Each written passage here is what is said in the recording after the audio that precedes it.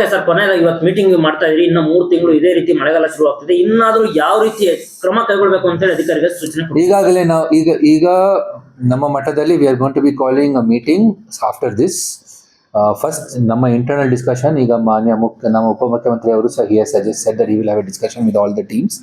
ಮತ್ತೆ ಎಲ್ಲ ಸಂಬಂಧಪಟ್ಟ ಇಲಾಖೆಗಳು, it may be fire force, it may be home guards, then they have got government of ಇಂಡಿಯಾದ ಏನಾದರೂ ಏಜೆನ್ಸೀಸ್ ಇದ್ಬಿಟ್ರೆ ಅವರೆಲ್ಲರ ಜೊತೆಗೆ ನಾವು ಚರ್ಚೆ ಮಾಡಿಬಿಟ್ಟು ಏನೆಲ್ಲ ಪೂರ್ವಭಾವಿಯಾಗಿ ಕ್ರಮ ತಗೊಳ್ಬೇಕಾಗ್ತದೆ, we will definitely take action on this. CS ಮಟ್ಟದಲ್ಲಿ ಆಲ್ರೆಡಿ ಮೀಟಿಂಗ್ ಆಗಿದೆ. ನಾವು ಆಡಳಿತಾಧಿಕಾರಿ ಸಹ ಅದರ ಬಗ್ಗೆ ಡಿಸ್ಕಷನ್ ಮಾಡಬೇಕು.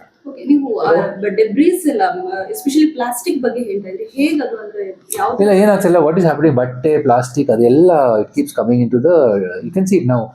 If you go to problem ಆಗ್ತಾ ಇರೋದಾ?